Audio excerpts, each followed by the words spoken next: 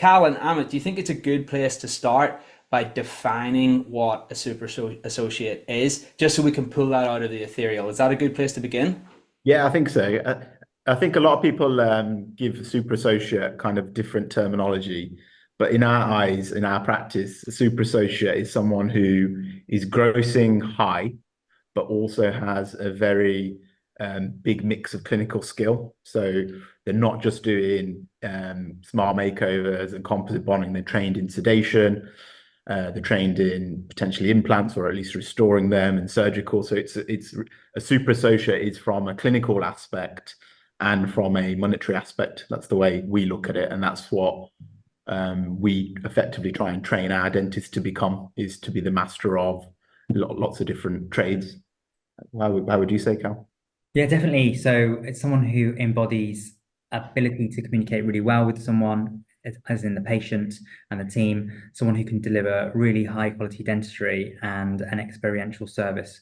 So it's basically taking into account all those things to provide great service and great quality of dentistry to the patient. And as a byproduct of that, you're gonna achieve success in terms of monetary benefit from obviously the treatments that you're doing, but also in terms of your actual satisfaction with your clinical work as well. It's all about the value you give, right? If you make your focus on just giving an absolute ton of value, I swear that makes its way back to you by way of job satisfaction and by way of status and by way of remuneration as well. So that is absolutely the correct ethos in my opinion. Cal, I know that whilst we're not saying, how can I say this? We're not putting anybody in a pedestal tonight and saying, hey, look at me, I'm the super associate, everybody should aspire to be me or anything along those lines. We're all on the journey, so to speak, of progressing ourselves in our career. For some people, what they aspire towards is being that archetype of the super associate we were talking about a second ago. Some people just want to get better at dentistry, right? That's fine as well. We're all on that journey. Cal, and as someone, Cal and Amit, of course, but I know Cal, you are the associate, so to speak. So Cal, I know that you're someone who's progressed yourself a little further along that journey than most people, and that's something that you're striving towards every single day. Can we start from the start, at the start of your dental career? And if you can just paint a little bit of a picture as to where you were, and then before you started having an epiphany or thinking to yourself, right, how can I do better? I want more. Let's hit that next level. What was the thing that motivated you? What was the thing that pushed you? Maybe the best place to start is how that looked in the first instance. Yeah, so basically I started out in hospital. So obviously I did hospital training, and then alongside hospital training, i.e. DCT, I worked in private practice on the side. So that was completely two different roles I had. So one was in a hospital salaried, working with mainly oral surgery and restorative cases that were being referred in by GDP. Then obviously on the weekend, I'd be working in private practice. So it was great to see both sides of the coin.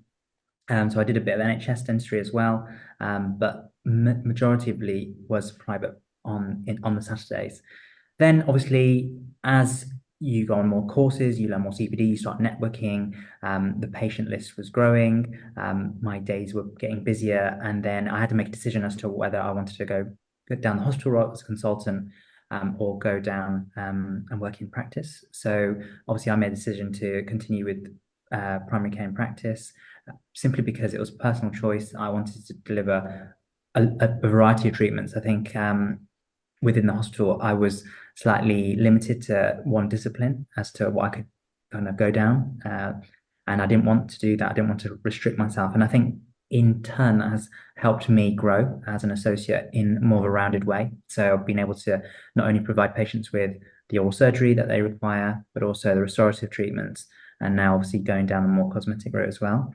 So I think for myself, that background has really helped to springboard me to where I am, especially with the sedation background and things like that. So the main thing really is having that growth mindset. And I think I've always been a lifelong learner. So that I've taken out of the training that I got, and then obviously adapted it into practice.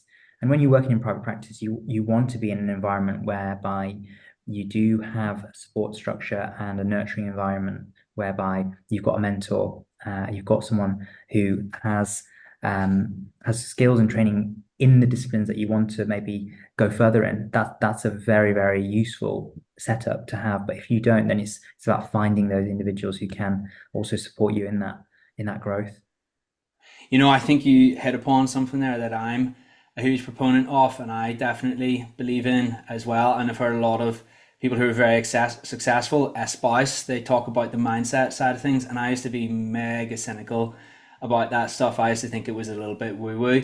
And now I'm quite the opposite. I preach it, and I think it's incredibly valuable because it all starts with that, right? It's like what motivates us and what drives us, what gives us our why. That's all mindset. That's what's going to keep you going. And you know, I think that we as human beings, we're hardwired to just keep doing the same stuff, right? Like we like certainty, but that's not where the fun stuff is and the really aspirational stuff is, unless we've already hit there. But because most of us are still on that journey, we know that we have to grow, therefore we can't keep doing the same stuff. And I know that that sounds really obvious, but it's just worth pointing out, isn't it? So it's like, it's about flipping that, and it's about saying, actually, I'm not avoiding growth, I'm actually seeking this growth, I'm seeking the discomfort that comes along with growth, because I know that means that I'm growing, so to speak. Yeah, and that's like a critical decision when we're recruiting associates is we're not generally looking at your clinical skill set at that point in time because we know that we can train you in anything. It's the mindset. If you've got the growth mindset, that weighs up for us to whether we're going to recruit you or not. And so the majority of the associates, well, all the associates at Abbey House are all got the growth mindset. So they're all in a different journey as to where they want to be and where they're going. And if someone hasn't got that growth mindset, they generally don't last at our practice because we're all the same here. Well, listen, it's interesting to hear that from the principal's perspective as well. Cal, I understand you've prepared a presentation this evening, so maybe now is a good point to segue into that, because I know that that goes into your journey in a little bit more detail. And of course, we're just being ultra conscious that this webinar is also going to be released as a podcast. We're going to do our very best to describe everything that we see in front of us so that the people who are enjoying this content on the podcast and the audio side of things will be able to understand what's going on as well, which will be great. Yeah, definitely. Let's just get that set up. Wunderbar, let's do that. And also to everybody who's on this webinar tonight, we are going to have the opportunity for a Q&A at around about the 30-40 minute mark. So on that Q&A, we can answer any questions that you might have for Cal and Amit with specificity. So it's definitely a good idea to hang around for that. That'll be fun. Can you see that, James? Yeah, we got Super Associate Blueprint on the screen. Yeah, so it was basically talking about the key points that I just mentioned there. So you mentioned what, really encompasses this kind of super associate. So obviously it's just a term that we're kind of deeming for an individual who works as an associate who has these key traits and is able to, perform dentistry to a high level. So we're thinking someone who has a great communication. So this is really important when obviously speaking to patients. You can be a really, really amazing dentist, but unfortunately, if you don't have those essential communication skills, then when it comes to presenting those options to the patient, getting consent from the patient, exploring their patient's concern, it's really hard to be able to do that type of treatment without being able to convey that. So it's really important to have those amazing communication skills.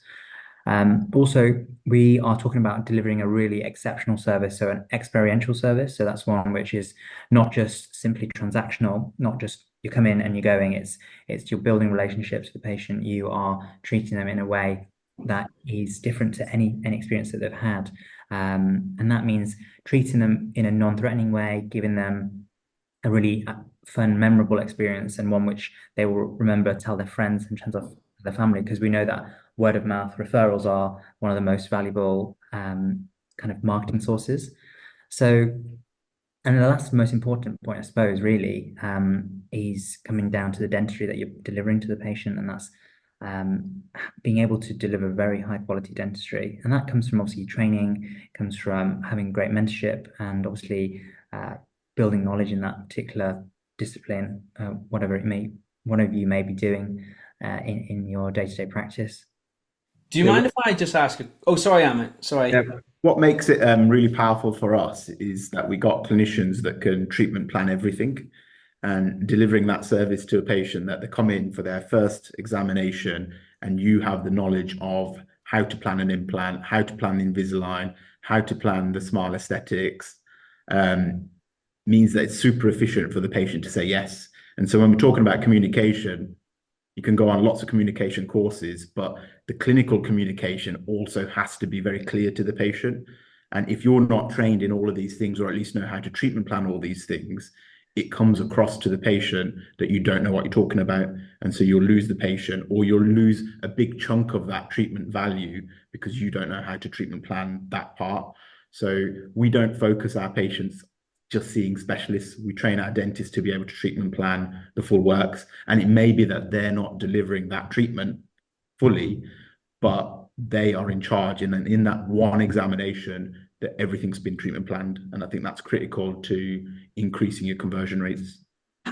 I think what it is once you do these additional courses and you train in different disciplines, you start to be more aware of how these types of options can help patients. So early on in my career anyway, I was definitely the first to put my hands up in saying that you are less likely to present different treatment options because you aren't that confident in those options and you're not fully aware of them. But as soon as you are aware and you may be able to be trained in those and actually perform those clinical procedures, you start to notice that actually your treatment plans become a little bit more complex. You start to offer the services that you can be trained to do.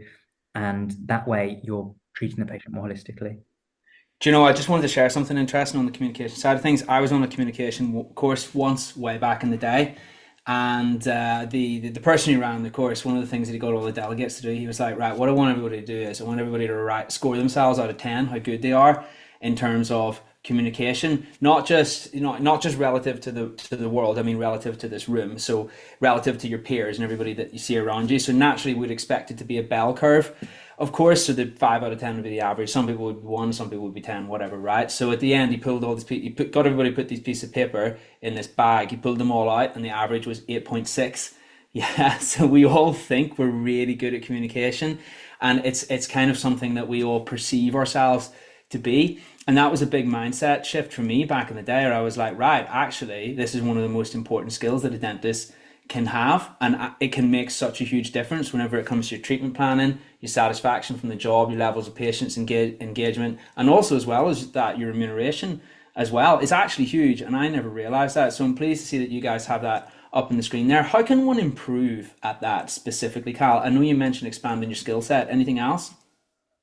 In terms of delivering dentistry or the communication? I think the communication side of things, that's the best place to begin. How can someone improve their communication levels?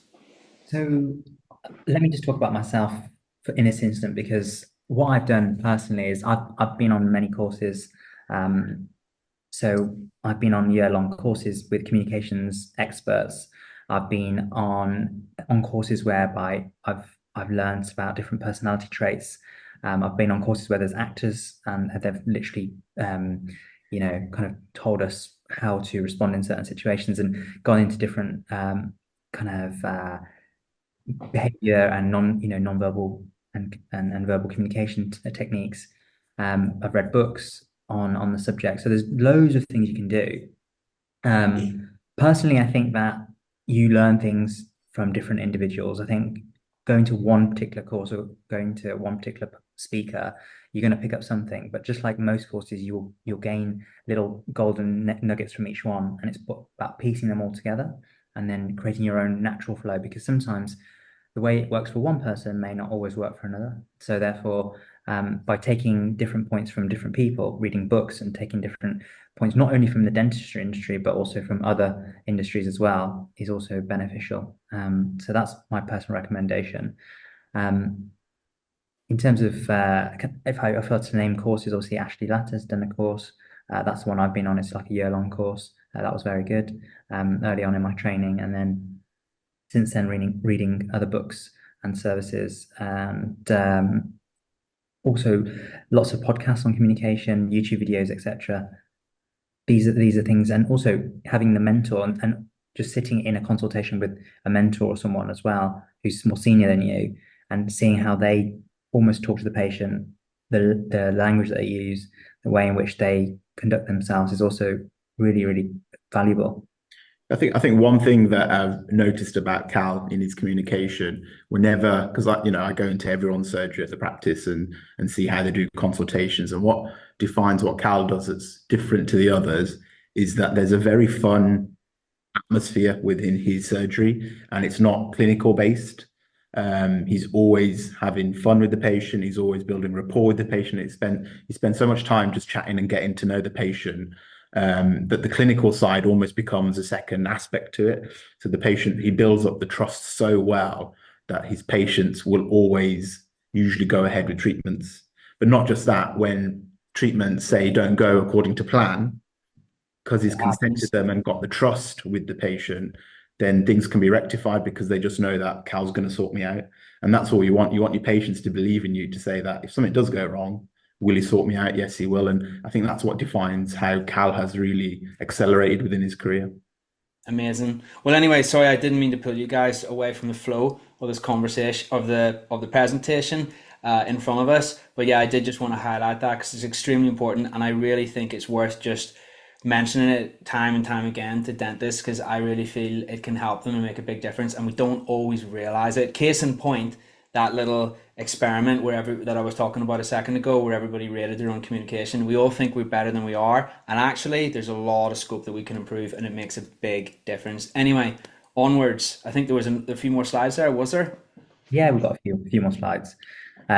So I think I mentioned this before about kind of how to scale up and how to sort of once you have these once you've had these traits, and once you are aware of the traits that you need, then it's how do you actually put that into practice, and how do you start to grow, and how do you start to kind of excel in your career. And I think the first thing is really having that mindset and having the skills and the training and the knowledge to be able to provide that treatment.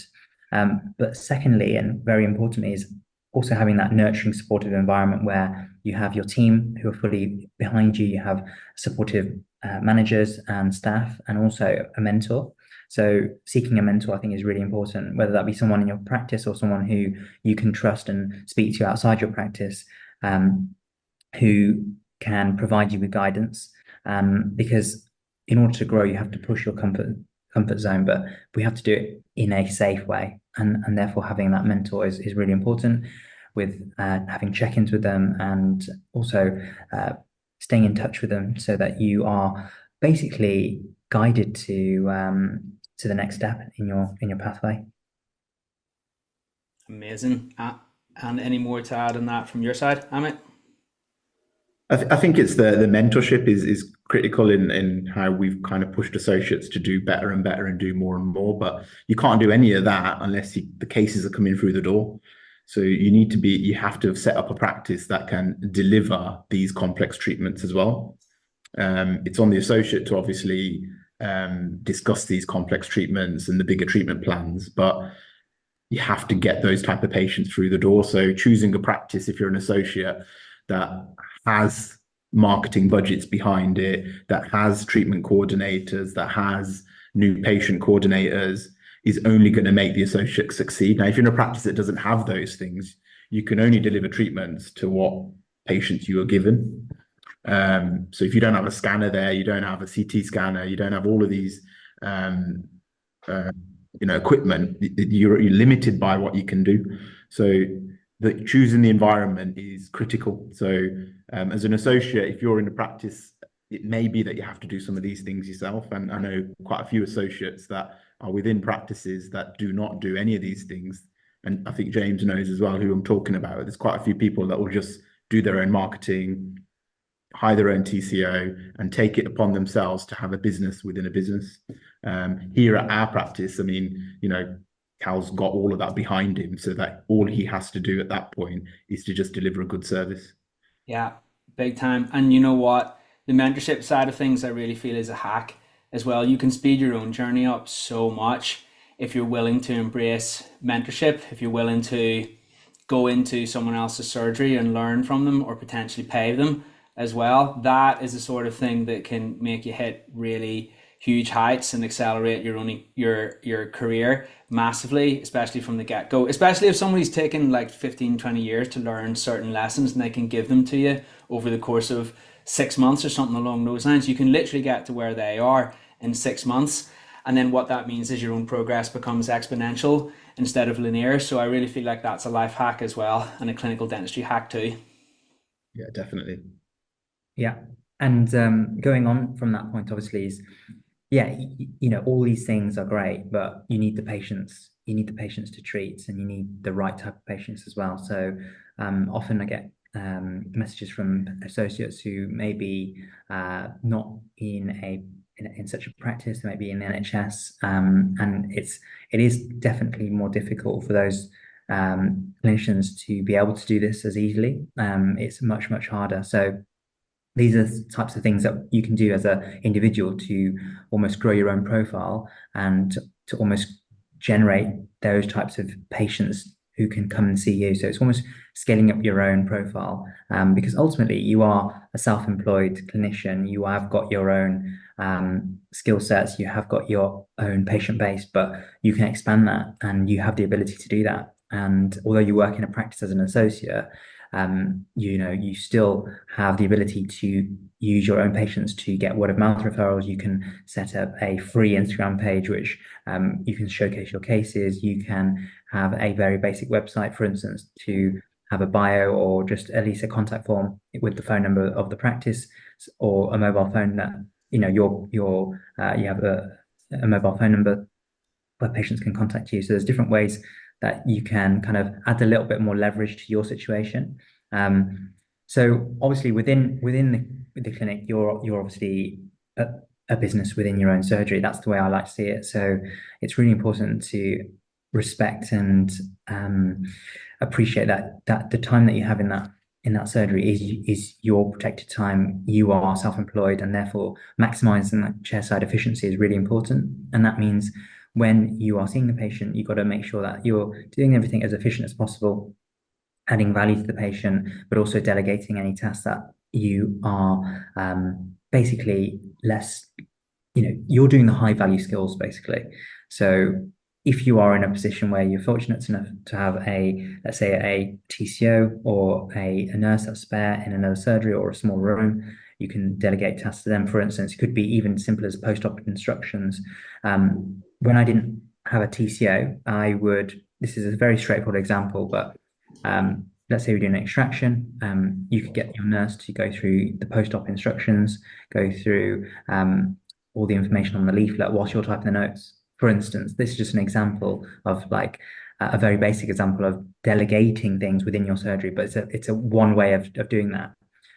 Nurses can be trained up to provide topical anesthetic. So when you're bringing a patient in, for instance, you can be setting up the notes or the scanner or reviewing the X-ray while they're putting topical on. For instance, it's doing these little tasks which help to scale you and make you more efficient. And it's just small things which over the day can really help to maximize your efficiency. And obviously you can then take it to the other end, which is where for instance, the nurse or the treatment coordinator sees the patient initially for photos. They can scan their mouth. They can discuss various treatments with them. They can talk about different finance options, for instance.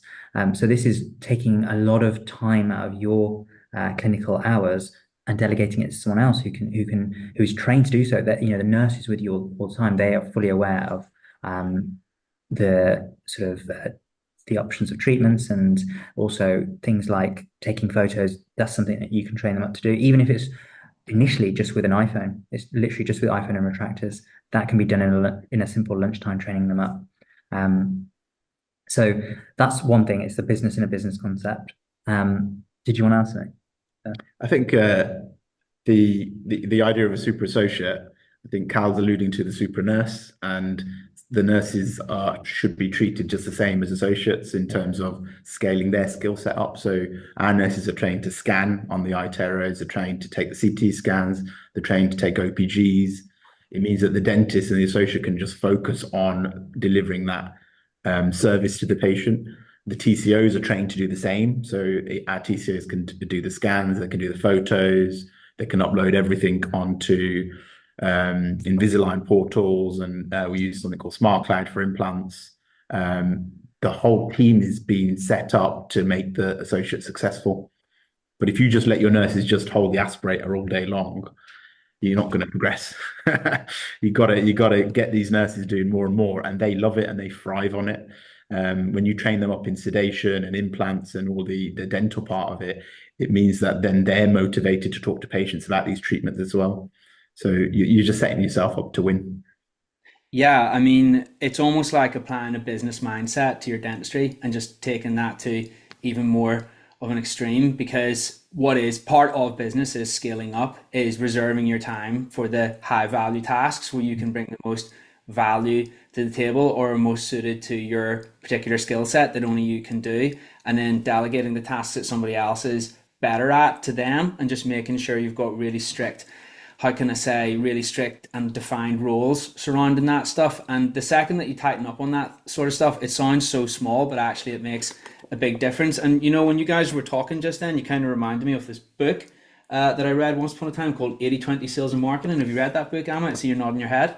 But the 80/20 rule, I think everyone knows, isn't Yeah, it? this is it. It's literally all about Pareto's law, the 80/20 rule. 20% of your actions give you 80% of your results. And if you can just focus on those 20% of things that are bringing the most value to the table and also the most productive in terms of your time throughout the course of the day, well, what it means is you can, in theory, do 20, you can, in theory, much reduce your effort and still be just as productive or even more productive, just because you've become more efficient. And as I say, none of these things that we're sharing here today, there's very rarely a big, how can we say, one thing that we just give somebody and it's like, whoa, this is game changing for us. It's more than likely 100 little things that we change and they all add up. And you know what brings, in my experience, from webinars and podcasts and things along these lines, what brings great value into my life is writing down all the little ideas that come to me. And even if I can't apply all of them, if I even apply like half of them, that's still a win for me. And I guess that's what we're aiming for this evening by way of inspiration. Yeah. So another thing as well is kind of understanding how you can systemize things within the surgery. So at the moment, if you're an associate working in a practice whereby you're doing general dentistry, but you're also starting to do more Invisalign, maybe implants, things like that. There's systems and processes that you can do to help really make this process a lot more efficient. When I started doing basic lab work, so like crowns, bridges, etc., and sending it to the dental lab, we started to communicate with the lab using a digital software called Asana. So I was basically instructed by the lab that we wanted to change everything into a digital format. So the process will be more slick. The images and the prescriptions can be modified at any time. We can comment on the images, and any questions can be directed to me rather than phoning the practice up. For instance, if there's any issues with lab work, I get contacted via the Asana app. So Asana is basically almost like a project management software.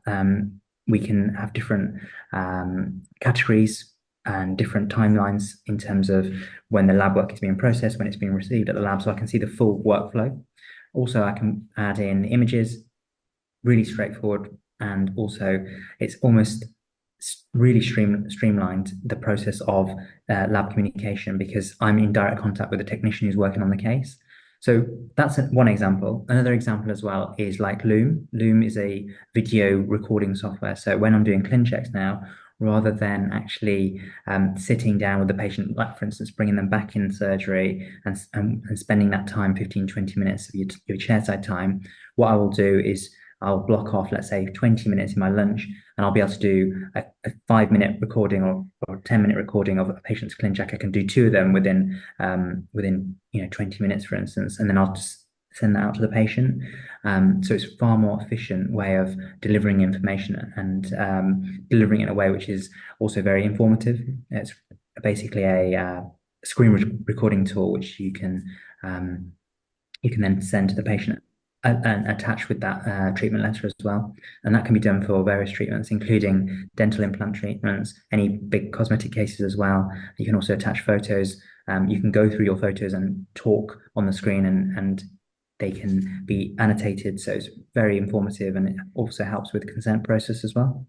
And it saves so much clinical time. Yeah. So you could be doing another consult, and you can record your Loom videos in the evening, in the mornings, just outside of clinical hours, and patients receive the treatment there and then. You're not waiting for the next appointment for the clin check, and then you're ordering the aligners. The clin check's done, the treatment letter for implants is done through a Loom video or an automated treatment letter. All of these things means that you can go from doing, for example, 50 Invisalign cases to 200. But you can't do 200, 300 cases if your systems aren't there.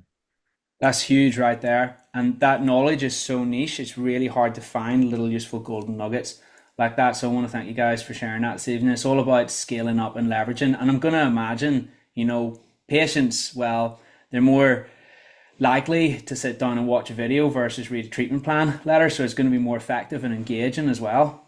It is. It's something that most practices are probably not doing. So it's something different. Again, it's tying into that experiential dentistry. It's like, wow, my dentist sent me a video of my teeth, and he or she's talking about them, etc., etc. They're going to talk about that when they're at the pub or whatever, and it's just another thing to basically give them that amazing experience. But also, you're actually doing something amazing for them because you're going through the process really effectively. But also, you're saving yourself. It's a double win for everyone, really. Love that. What a tip. So then obviously when talking about revenue generation, because obviously that's really important as well, because we are ultimately here to work and to earn, but obviously everything that we have to do is ethical. And so understanding revenue generating treatments and understanding how to improve your clinical efficiency, like what we touched upon, is really important. So that's where you need to sit down and you need to understand, okay, if I spending half an hour doing this amalgam filling or half an hour doing this composite filling, what is the hourly rate that I'm attaining from this, versus if I'm doing more other treatments such as, I don't know, crowns, bridges, Invisalign, what is the difference between each one, and where is my time being spent? Because Invisalign itself can also sometimes not be that profitable if done incorrectly, and that's where I've sometimes found out the hard way. When you're doing treatments and you're doing more and more refinements, for instance, you're actually just completely diluting your chairside hourly rate because of the fact that you're expending more time on a treatment which is not generating more revenue at the same time. So you have to be very careful about what you want to choose, and also understanding how to perform that treatment in the best possible way. And then, of course, it's about delegation, as we mentioned, delegating tasks, for instance, the scanning, the photos, post-operative instructions, or whether it be finance chats. You as a dentist should not be spending time putting a finance application in on the computer. It should be delegated to front of house or someone in the back office, or someone dedicated for that role. If not, maybe training someone up to do that. Writing letters, ideally, dictating letters is better. What I do is I've got on my iPhone voice recorder app, literally in front of the notes. I'm dictating a letter as opposed to writing it out. We'll then send that out. I will outsource that to someone who can then type that up. They don't even need to have access to the dental management software. They can just type that up. I can send them a template as to how we like to structure the letter, and anything else they need to add in. And then obviously, that's all emailed to the patient for an e-signature. Gone were the days where we're printing that out and sending it to the patient. It's all e-sign now. So we're getting the patient to read it, confirm it, e-sign it, and then that goes back into the patient's notes. So everything is watertight. Nice. Yeah. And going on to the revenue generating treatment, what we monitor as kind of principal level and what the associates receive on their pay statement is every single month what their average daily rate was. And it's something that Chris Barrow taught me a long time ago, that knowing the average daily rate for your associates is critical to see, one, are they profitable for you, but two, are they growing?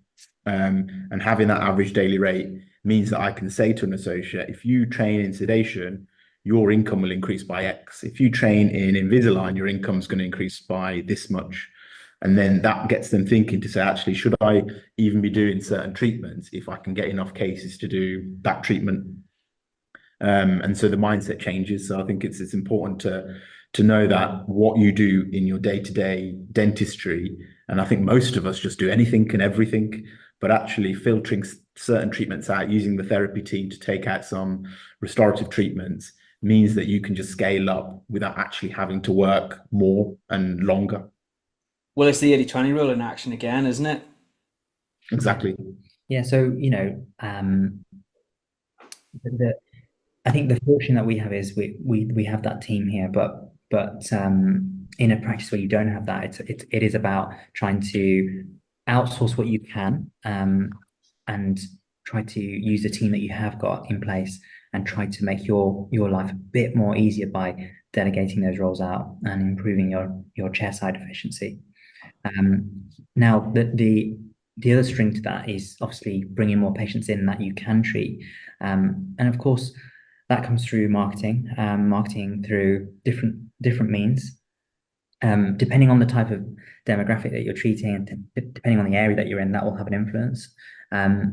Obviously, we've touched upon a little bit about social media in a previous podcast, but with marketing, it's really about brand awareness and putting yourself out there. It's about speaking about what you do and telling your potential audience what you have to offer, really. One of the things that some of the associates do in our practice is they have the TV on the screen and they literally have a picture of themselves and the list of treatments that they offer. One of the associates was saying to me that one of his patients went to another practice to have Invisalign, and obviously that's something that he provides here. So he felt a bit hard done by. So by putting all the treatments that he offered on the screen, the patient's literally facing that screen as soon as they sit down, they're seeing those treatments, or having your website or Instagram or something up there which highlights the treatments that you're doing is almost like a subliminal message to the patient saying, look, we do offer this cosmetic treatment, we do offer these types of treatments, whether it be emergency treatments, whether it be implants, whatever it is that you do, having that there and visible is really important, because patients need to be aware of what you're doing. You need to inform them, and the more that we talk about the skills and services that we offer, the more likelihood it is that we'll receive that back. And that ties in nicely to the word of mouth referrals. So word of mouth referrals are really the strongest lead source. So after every single patient that you've seen that is obviously happy with your treatment, you can then be giving them a referral card, which gives them maybe some discount, a free hygiene, some whitening, some form of value that you're providing to them, and as a result, they can provide that to a friend or family. If you want to take it a step further, then if they have social media, Facebook, Instagram, something along those lines, whether they work in a business, they own a business, you can advise them to share that with their audience, and tagging your practice and yourself if you do use Instagram or Facebook, etc. What that's going to do is going to help to, one, give third-party validation that they've trusted your service and the practice, but also it's going to allow them to see a direct link to your profile, and therefore hopefully plant a seed in their mind when they would like that treatment, then they can come to you because they've had a great service with their friend. So it's going to give them that reassurance. And then, of course, talking about websites and social media. So if you are an associate wanting to really kind of gain more traction, then having a website is really fundamental. Website's going to allow you to have a portfolio. It's going to allow you to display your cases. It's going to encourage you to take more photos of your cases so that you've got a portfolio if you don't have one already. So I definitely would say to those younger associates that having a camera set up, having before and after images which are identical in terms of their positioning and layout, and having testimonials from patients is really important. It gives you a lot of credibility when you're talking about certain treatment to a patient. You can bring up a patient's images on your website, for instance, or a testimonial, and you can literally talk through a new patient with that image in front of you. It just allows you to have a really strong communication with that patient. And also setting up an Instagram page, Facebook page is free. It's easy to do, and it allows you to also display those cases, the testimonials, etc. on that. Sorry, James, you want to say something? Well, no, well, I mean, I thought you were finished there was all, but all I was going to ask at some stage was two things, really. First of all is, how essential do you feel it is for a dentist in 2024 to have Instagram to get good lead flow, to get the sort of patients that they'd like to come through to perform high value treatment? How essential do you feel that is? 100% essential, or is there a little bit of give there? And then the second thing I was going to ask is more along the content side of things, but we'll come to that in a second. Maybe if you just focus on the first question for the moment, your It's opinion on not, that.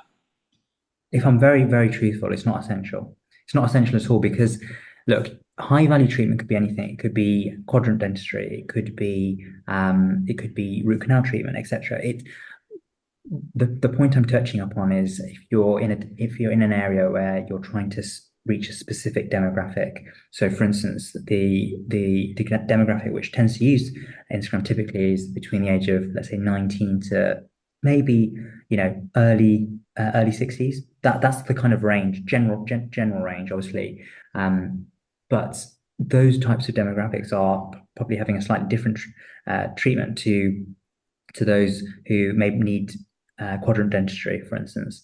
So to be a super associate, I think you don't necessarily need an Instagram. Absolutely not. However, I think a website is a very, very good thing to start with, as opposed to Instagram. If you're a general dentist that does great high quality general dentistry, then having a website is a great. That's how I started, actually. I started with a website first. I think that was it's a great place to start because you can put your before and afters of all types of treatments on there. You don't have to focus it on a particular discipline that you do. And also you've got your biography there, you've got your contact location and your details. So it gives you somewhere to go. And for patients who are searching on Google and they come across your website, it's valid credibility for you. I think the key thing there to me is, okay, Instagram's important, but the focus on Instagram at the moment in the dental crowd is to try and get as many followers and patients seeing your profile. But if you look at it, what Kalpesh said right at the start was that in the consultation, letting your patients know what you do is critical. And if they don't know what you do, then how are you going to upsell treatments to them? So having that TV screen with what you do before and afters on there. If you have an Instagram page and you just have it on an iPad and show your before and afters to the patient in the consultation, that patient who goes away, say they haven't said yes to going for that treatment, can quickly Google Kalpesh, and suddenly Kalpesh has got his own website. So suddenly there's that validation to go that Kalpesh is actually a well-trained person to have this expensive treatment with. And that's what it is. It's all about how is that Instagram, the website, TV screen, all going to add to your consultation, which will then uptake treatment. You know what? That's so valuable to know the hierarchy in terms of importance, that actually that takes precedent above everything else. And I think what it comes back to is just really nailing your patient avatar. Like, what sort of patient do you want to serve? What sort of dentistry do you want to do? Because if they're not, as you quite rightly say, if they're not on Instagram, well, that's not going to do you a lot of good. If they're somewhere else or they're not really on social media, well, then you want to focus on other marketing efforts. I did have a question on the content side of things, but you know what? I'm just semi-conscious of time this evening and I don't want to derail things too much. So maybe we can circle back to that if there's time at the end. Yeah, definitely. That's definitely we can talk about that. I just wanted to talk about our consultation and how we do consultations differently. So in terms of the way in which we like to see our patients, this we feel is quite beneficial towards helping with adding value to the patient's experience, but also helps with conversion and also gives the patient a great experience. So we do something called we've termed it the sandwich technique. I don't think it's an official term, but we just like to call it that because the dentist in the middle. It's a 3-part consultation, which doesn't actually for the dentist or the clinician doesn't take more than half an hour, but you've got half an hour with the T-share as well. So it's in total the patient is spending about an hour at the practice for that first appointment. So the way this would work is, let's say a patient sees your website, sees your Instagram, or gets a word of mouth referral business card from a patient that you treated with your number on. They've seen your number, you've written your name on it. They're going to call the practice and say, "Oh, I want to be booked in with Jack," for instance. So they'll be booked in. And in an ideal situation, you'll have a treatment coordinator or nurse who would see the patient first. So they'll be greeted by the TCO or the nurse, and then effectively the images will be taken. There'll be an iTero scan taken. The iTero scan will be displayed to the patient, and any complaints of the patient will then be addressed by using that scan as a almost like a visual aid to show to the patient. The nurse can also then talk about different services, for instance, hygiene services, and any other things that the patient may be interested in. For instance, if they're interested in teeth whitening, or if they're interested in getting their silver filling replaced to white fillings, etc., etc. Now, once that's done, that takes about 15 to 20 minutes. Once that's done, the treatment coordinator or the nurse will then introduce the dentist to that patient. So it will be almost like an introduction to the dentist in their surgery. So they'll be brought in and they'll be presented to the dentist. For instance, this is Mrs. Smith. She's just come in as a new patient.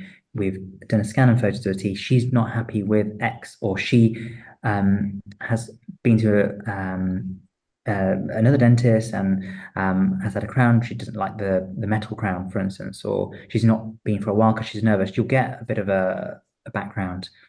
Following that, you do your normal patient assessment, your normal examination, etc. And you come up with your treatment plan. And this is where the TV, the x-rays on the TV help if you have that. If you don't, that's fine.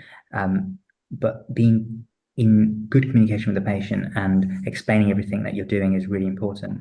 So when you're doing, for instance, as simple as a BPE, I'm always explaining that this is now a gum health check. We're going to be using this ruler along your gum line. And as I'm just doing a BP, I'm just explaining that. I'm just constantly talking to the patient to reassure them about what I'm doing and explaining it. I'm not doing anything different to anyone else listening on this webinar would do. I'm just explaining it. And I'm explaining it in a way that they understand fully. And then at the end of that appointment, the treatment coordinator will then come back into the room, and I'll then relay what I found to the treatment coordinator with the patient. So then everyone in the room is fully aware of what has happened and what the treatments are. And then the patient will be taken into the treatment coordinator room or with the nurse to then discuss the treatment options that I've presented, the cost of treatment, and then, follow-up questions and finance. Sometimes you'll find that patient has told you that something that they want to go ahead, for instance, and then they'll tell the treatment coordinator something completely different because they're too scared to inform you because, everyone hates dentists. So that's something that can happen. And then you leave it up to the patient to discuss with the treatment coordinator the next steps, but you inform the nurse or the receptionist what the next appointment should be. And on that day, you want to ideally take a deposit, 50% of the next appointment minimum. Never let the patient go without taking a deposit because they've got no financial incentive to come back. If they're not interested in any treatment, that's fine. I would book them in a week's time for a follow-up phone call with the treatment coordinator or yourself to discuss the options that you've gone through. Never sort of just let that patient go after spending that time with them. There's always a reason as to why, so you need to understand why that is, and the follow-up is very good. In around about 50 to 60% of cases of following the patient up, they'll go ahead in my experience. So sometimes they need to speak to a partner, they need to speak to their other half, they need to understand their finances, they need to have a bit of time to think over those. Some people decide straight away, they're ready to buy then. Some people aren't, and some people even after that follow-up phone call won't be ready. But because you've had that great conversation with them, the treatment consultants had the conversation with them, it's in their mind, so that next exam or the next review, it's something that you can discuss as well. I love the level of choreography you guys have obviously thought about this too, and it's important. It's super important. Amit, anything to add? Just like you said, I think having it organized in a fashion just sets you up to win. And ensuring that patients that have come in, a new patient that's come in, and there is a follow-up process. So many practices don't have any form of follow-up. And associates themselves at our practice are accountable for it. So if we do monitor their conversion rates, how many new patients have you seen and how many patients book for treatment. Now, if you're an outlier and not doing well, then there is a discussion to be had, and we do discuss with associates what's going on. If the others are doing it, why can't you do it? And it's usually down to the fact that they forgot to take a deposit, they forgot to ask the patient to book the appointment, they forgot to tell the TCO to call the patient a week later. So having some accountability for the associates is important, because ultimately, if the associates aren't accountable for doing well, then their income is not going to reflect that. A lot of people on this call may not be fortunate enough to have a treatment coordinator there. So in this situation, what I would do is I would book the patient back in my surgery. So I'd ensure that the patient doesn't leave the practice without having some form of follow-up, whether that be phone call or treatment appointment.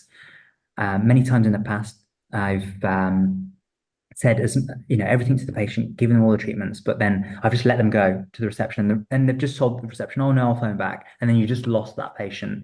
The chance of contacting them again is very low. So in the surgery, whilst you're there, it will literally take 2 minutes to go through the diary, see when the next available slot is, and just book them in.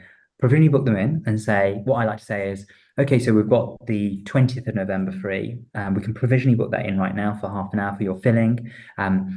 The nurse will now take you to the desk to take their deposit, which is usually 50% of the next appointment. I look forward to seeing you at the next appointment, for instance. I just leave it like that. And then you've done everything you can to convey to the patient the next steps. You've been clear, you've booked them in provisionally. It's a provisional booking subject to them paying the deposit. Okay. They then go to the desk to confirm that.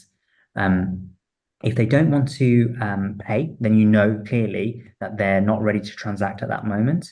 So then the receptionist should be aware at that point. If they don't want to pay, then let's get them in for a follow-up phone call. They might even say that in the surgery. They might even say, look, I don't know, I need to have a think about things. That's okay. Let's book you in for a phone call in a week's time. What time works for you?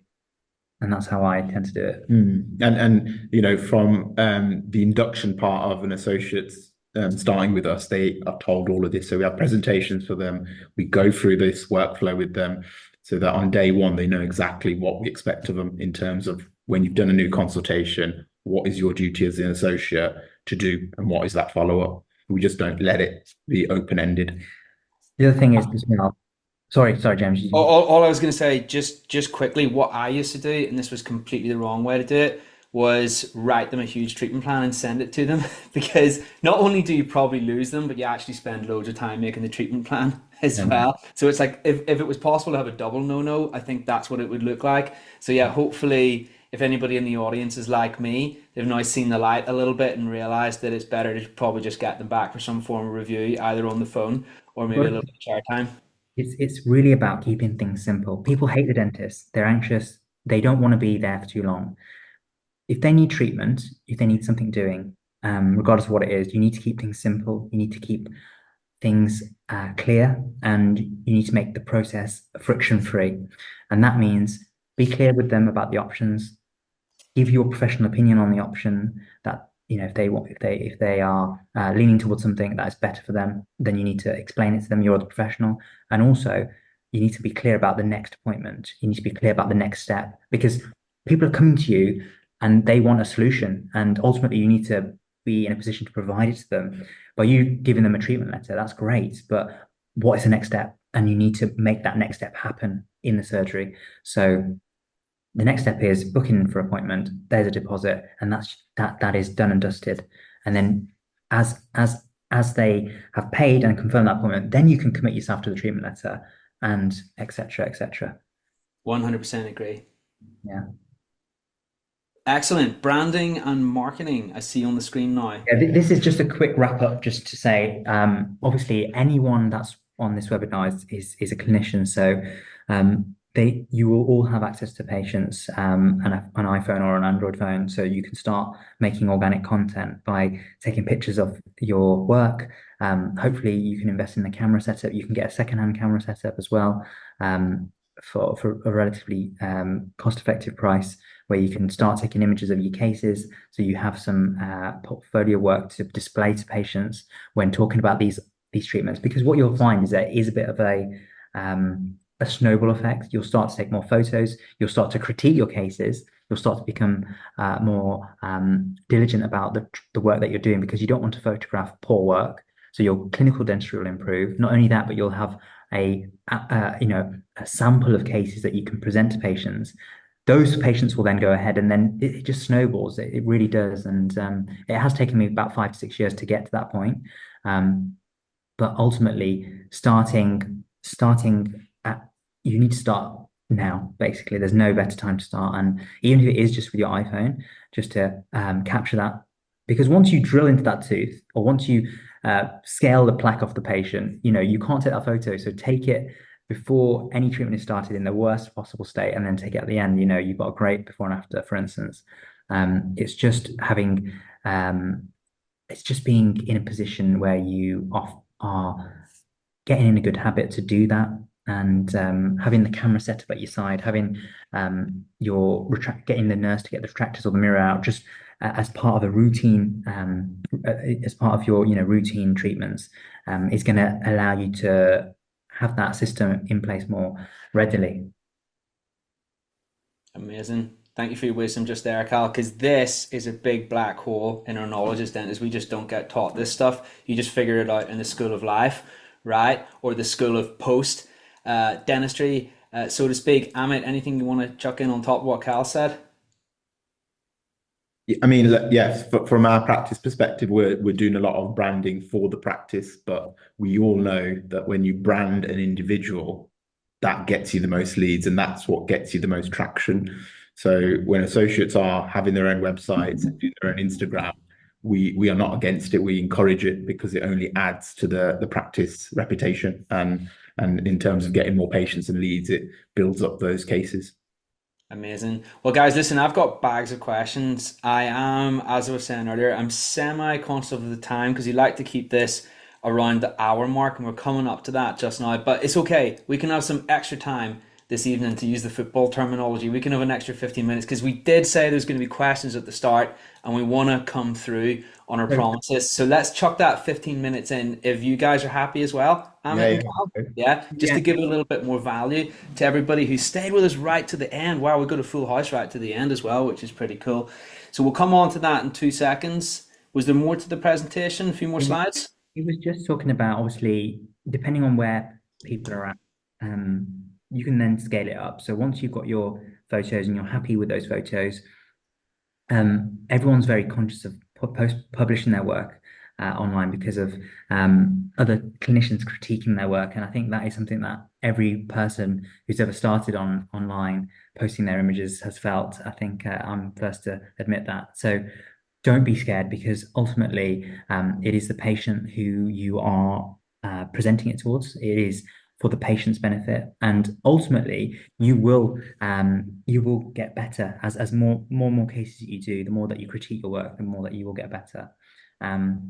Once you've been able to deliver more content, you can then go and grow that content organically by tagging your patients, and getting people to share it that you treated, and then you can go down the route of doing paid campaigns. So that means paying for your post to reach a further audience. You can specify that audience within Meta, to the demographic, to the location, to the age groups, etc. And then if you want to take it to the next level, which I'm sure that everyone will at one point, is then you can then even get a marketing team to then work with you to then create these things called lead funnels, where your content is being pushed on Google, etc., or on a landing page, whereby people can then see your advertorial online when they search for dental implants in wherever it may be. You then come up, and then following that, you can then generate new leads or new patients, which your team can call or contact. So that's a bit further down the line, but it all starts with generating content, and you as a clinician are responsible for that. Yeah, and I kind of wanted to just end on what is the blueprint for an associate? Does that journey look like? That journey starts generally in most practices as an NHS dentist working 5 days a week. The next step, if you're at that stage, is to have a blocked off diary 1 day a week of private dentistry. And those are patients that your NHS patients that you are having private treatments, you're filling up yourself. You start off with that. That's your next journey, and your revenue will go up. The next phase to that then is to go fully private and only see private patients. And that's doing general private dentistry. Then where you go from just, if you're a general private dentist, just doing general work, where do you go next? You go to consult only. What does consult only mean? Consult only means that you're not doing general checkups. You're not doing general examinations. You're seeing patients that have already had an interest in a certain treatment like composite bonding, implants, Invisalign. So you're doing consult only. When you get to consult only, income comes up, you do more complex treatments. And then from consult only, then you do specialist work, which is then you go implant only, or in our practice, we've got implant only dentists, we've got Invisalign only dentists who are then scaling up that way. And as you go up that chain, that's where your revenue will increase. And usually the type of dentistry you enjoy becomes better and better because you're choosing what you want to do. And can I just point out one thing about what you said? Amit, those are really words of wisdom right there, because you've seen so many people go on that journey in your Exactly. own practice, right? You've literally seen that transformation happen countless times. So you describing that and how that looks, that will have come from a place of experience and a place of, yeah, you've directly witnessed that. So it's worth mentioning that, worth highlighting that about what Amit's just said. There'll be some wisdom in that statement. Yeah, exactly. And we do see it, and people at our practice are on different parts of that journey, and they know where they're going next because I've literally got a presentation showing them where they're going next. So yeah. Wow. Okay. You really, yeah. You've made this into a science, Amit. Fair play to you, mate. Fair play. Good stuff. Good stuff. Was there more to the presentation? No, the last thing was obviously if anyone wants to speak to us about anything, please feel free to reach out to us. We're more than happy to help. And there are social media sort of bios. We've also got obviously a super associate workshop coming up. And people who may be interested in that can obviously scan the QR code to learn a little bit more about the workshop. We're offering like a consultation free sort of effectively a consultancy for anyone who kind of is interested in that as well. So if they wanted to speak to us, we're happy to speak to them about any of their concerns and share the knowledge that we've gained so far to help them. Yeah. And that's principles as well. One for principals as well, Amit, was that? Yeah, exactly. I mean, principals who are trying to grow their associates, then, I'm more than happy to advise as well. Brilliant. Well, listen, guys, thank you so much for giving up some time this evening. I think we owe Amit and Cal a huge clap, and also clap up to everybody for staying right to the end. Full house, guys. Thank you so much. Thank you for coming along this Wednesday evening. We did say there's going to be some Q&As at the start, and we do like to come through on our promises. So I think we can probably squeeze one, maybe two in if Amit and Cal are happy with that. I'm sure you guys are. You got a little bit of time? Yeah, we're all good. Yeah. Wunderbar. Let's do that. All right, cool. Well, let's just have a little look in the chat here because I did notice that somebody posted something earlier. Milan has said, "Whoa, what a lineup!" Right at the very beginning. So, Cal and Amit, you got a fan in the audience. That's awesome, bro. Your reputation precedes you, which is amazing. Guys, if anybody's got any questions, feel free to pop them in the chat just now. We'll make some time for a few questions this evening. Whilst everybody is thinking of any potential questions, I was just going to circle back to something I was going to ask earlier, but then we delayed it in the interest of time. It was with regards to the content side of things.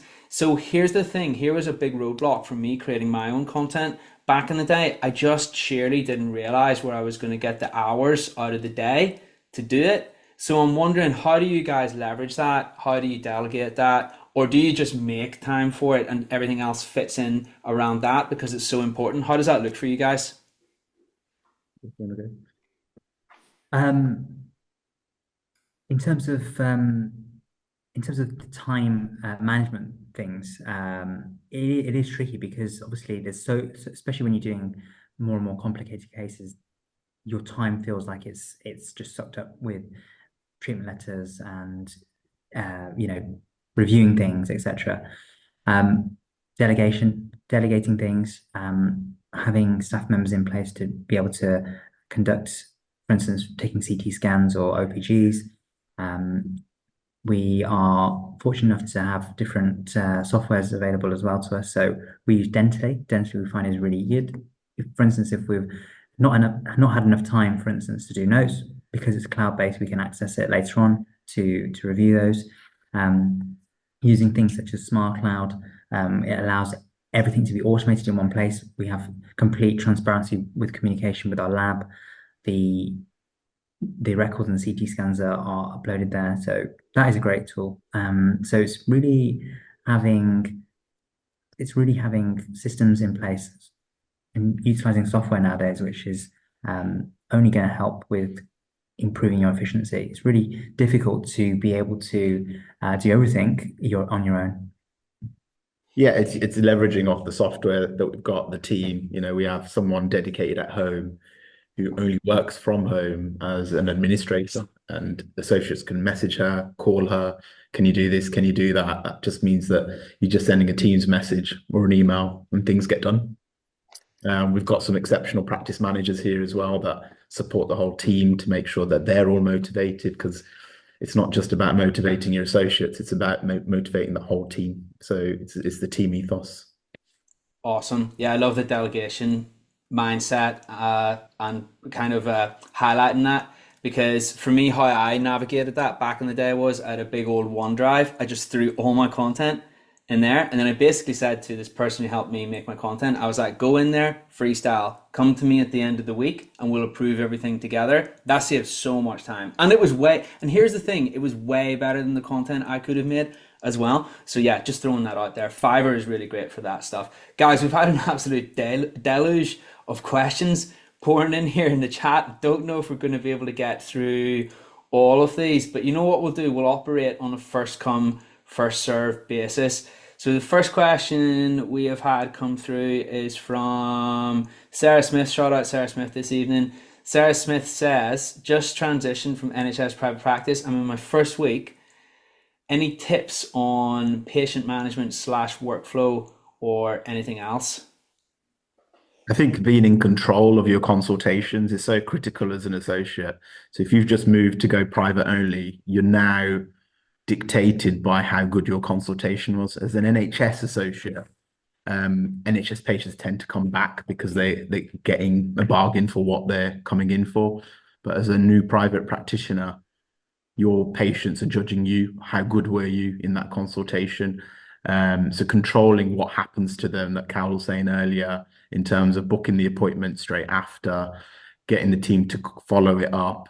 If they're not booking an appointment, booking a review in a week's time, especially for these patients that you've treatment planned complex treatments. And then, leveraging your consultations with the Loom videos, with treatment letters, all of these things that will only add to that conversion. So taking some responsibility for what you're doing. Yeah, so if you transition from NHS to private and you're in a private practice, fully private practice, then I would definitely say that having a portfolio of cases that you can refer to when speaking to patients, it's adding value to the patient during their consultation. So providing an exceptional consultation, like exceptional exam. It could just be an exam where you're spending more time talking to the patient or doing more thorough BP or just explaining their x-rays to them in a lot of detail. That alone, it may not be that on that first appointment, it's going to allow you to, how can I say, just allow them to have any treatment, but it's going to give them a lot of reassurance and confidence in you as a clinician, especially if you're a new clinician to that practice. I think the first few weeks, months, you're building your credibility, you're building your trust with the team, you're building your trust with the patients. Nurses are going to be working with you that are new, so your reputation is really important during that stage. And so during the first few weeks and months, it's really important to just focus on delivering the best quality dentistry you can, adding as much value to the practice that you can.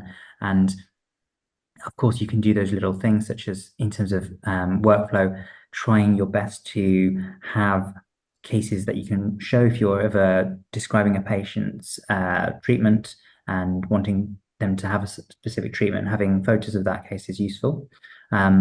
If the practice that you're at has got treatment coordinators, etc., it's about using them, speaking to them, seeing how they work, maybe observing other clinicians at the practice as well, seeing how they work and the workflows that they're using, and getting tips from them, because every practice is different in the way in which it works. I would also say that in terms of your setup as well, if you've got a TV in the surgery, or if you've got an iPad or a laptop and you have that there out, and you can easily reference to that with the treatments that you offer, or have your Instagram up, or just tell the patients what your Instagram is. It's about just kind of slowly and gently giving the patient the confidence and reassurance that you are able to do these types of things, and they will soon be able to see that confidence in you. Building rapport and warming them up a little bit as well, right? Yeah. Looking at Amit Patel's question, how do you break up big treatments? We do have a presentation on that as well. But I think one of the key things to the bigger treatment plans is if you go all in and your patient needs, say, 10 grand worth of treatment, and you present it in a way that's just 10 grand, it is quite scary. So breaking it up into, rather than quadrants, but into what is priority, what did the patient come in with? If their main complaint was that they're missing a tooth, present the cost of that treatment first, and say the cost of the treatment that you came in for and what you wanted is X, but the other treatment that is required to get you healthy and to improve your cosmetics is Y. So we tend to break it up in two. Some of our clinicians will break it up into three. And the three would be is what is critical to getting the patient healthy, what is an advisable, almost like an MOT, and what is a nice to have. And then they break it up into three. But it is judging the patient, because if you've done any patient profiling, and if you've done any courses on that, the kind of red patient wants to know the price, the full price there and then, and they're going to go ahead with it. So you do need to do some patient profiling training just to figure out what the patient type is, and then presenting your treatment plan based on the patient. And that's the thing about all communication. It comes from here, your head, but it also comes from here, your heart. You have to use your intuition a lot as well, which comes with experience. Guys, I just want to thank you both for giving up so much of your time this evening. I think we owe both Cal and Amit another clap up on behalf of myself, on behalf of Dentistry Invest, but also on behalf of the audience on this webinar this evening. We are coming up to we're coming up to an hour and a quarter mark, so I'd love to go on. And you know what? Here's my invitation to you guys. Let's do another one of these sometime soon, where we can give even more value, perhaps explore different topics above and beyond the ones that we got to cover this evening, because I sense, my intuition tells me, my spidey sense tells me that there's a lot more where that stuff came from this evening, and I'm sure we could easily make an absolute ton of content. Guys, shout out to Amit and Cal one more time, because they mentioned there with the QR code that we were talking about before. If anybody does want to reach out to Cal and Amit, they are in the Dentistry Invest Facebook group. Also worth mentioning as well that if you like this sort of stuff, you're interested in boosting your income as a dentist, episode 300 of the Dentistry Invest podcast is 100% for you. It's all about getting really granular, how we can boost our income through our dentistry, but also our asset portfolio as well. Worth knowing both those things. That QR code is on the screen once more now, guys. If anybody wishes to avail of it, go ahead and take 2 seconds and do that. And in the meantime, Amit and Cal, any final parting words of wisdom for the Dentistry Invest audience tonight? Any inspo or anything that you can say to anybody who you feel will benefit in terms of, how can I say, accelerating their own a super associate journey? What would Cal or Amit from 5 years ago want to hear? What would you want to tell them if you could go back and talk to them in terms of inspiring them, in terms of speeding up their own journey towards being a super associate, towards hitting the next level of their career? Be humble and be willing to learn. It doesn't matter how good you are clinically and how confident you are. Having the mindset of wanting to grow and wanting to learn is critical. If you've got attitude and you think you're the best, then generally you're not going to grow. So I think that's the mindset needs to be there. Love that. Yeah, be a lifelong learner, find a great mentor, and um, find something that you really enjoy so that you can be passionate about it, and then your work becomes your hobby.